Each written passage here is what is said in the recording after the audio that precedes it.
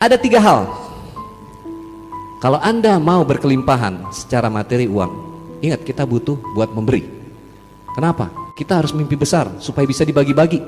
Kenapa kalau mimpinya kecil, buat diri sendiri aja kurang.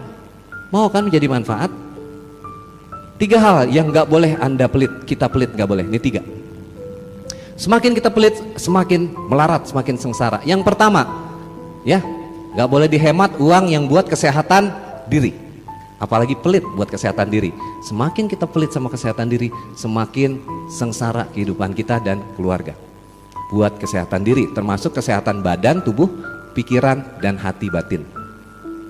Ya, belajar, terus belajar. Itu juga bagian dari kesehatan jiwa dan pikiran kita, mental dan spiritual.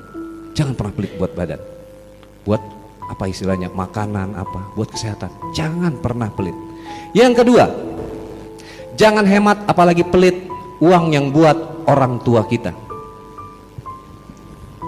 Semakin kita hitungan, semakin kita hemat. Oh, gua aja kurang nih, bagaimana gua kasih nyokap gue, bokap gue. Semakin Anda pelit, semakin Anda hemat, akan semakin susah juga rezeki yang masuk uang. Ada berapa? Ada. Angkat tangan yang masih punya ibu di sini, di pemirsa di rumah. Makmurkan ibumu. Ya, pemirsa juga makmurkan ibumu. Kalau ada seseorang yang nasibnya masih ngeblangsak, masih susah, masih ruwet, ya, nasib itu dari ibu, nasab dari ayah. Berarti kalau nasibnya masih ruwet, masih sungsang sumbel, masih melarat, ada masalah dengan ibunya. Karena garis nasib dari ibu, nasab dari ayah. Maka perbaiki hubunganmu dengan ibu. Makmurkan ibu. Mumpung ibu masih ada. Saya udah gak punya ibu. Satu-satunya yang saya miliki waktu beberapa bulan lalu adalah ibu mertua. Tapi beliau juga sudah berpulang. Mumpung masih ada, makmurkan. Gak usah nunggu besok. Jangan kasih Al-Fatihah kalau buat orang yang masih hidup. Al-Fatihah. Kasih hadiah. Kalau orang udah meninggal baru kasih Fatihah. Tapi yang masih hidup mah kasih hadiah. Ya, jangan pernah pelit buat ibu. Dan yang ketiga, jangan kamu hemat apalagi pelit yang buat belajar, mengupgrade diri kita. Bagi punya anak, yang Anda punya anak, sekolahkan, ya. Jangan hitung-hitung biaya. Insya Allah dapat.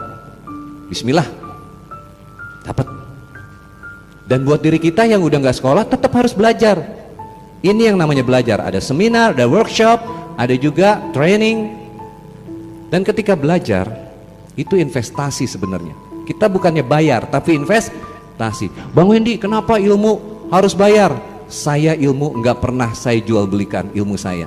Saya belasan tahun, puluhan tahun ilmu saya ilmu barat dulu, baru balik ke ilmu timur kita di leluhur sini. Saya pelajari hipnosis, hipnoterapi, ya, neuroscience, mind power, kekuatan pikiran. Setelah saya rasa cukup, saya kembali ke timur. Bukan cukup belajarnya, lumayan, ya kan? Ya, saya kembali ke ilmu timur, berguru kemana-mana, sehingga saya ketemu dengan ayah guru.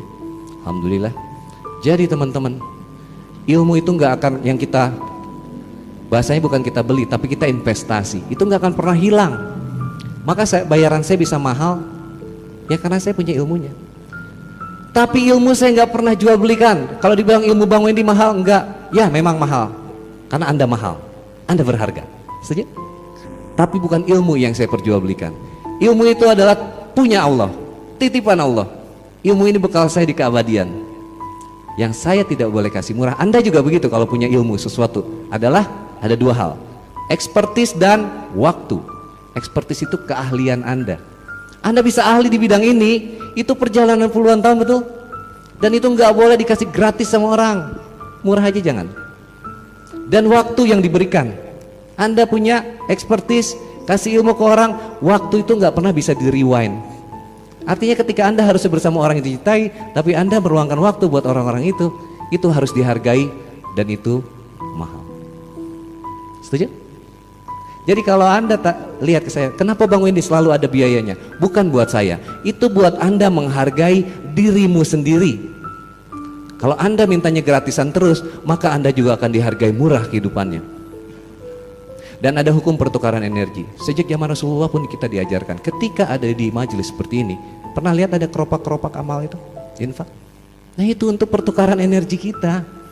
Jadi jangan pelit sama diri.